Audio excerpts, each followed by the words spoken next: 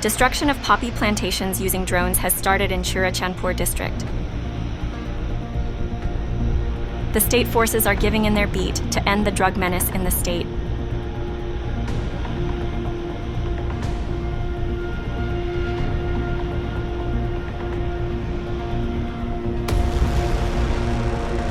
The Chief Minister N. Biren Singh urged people to cooperate and support the War on Drugs campaign.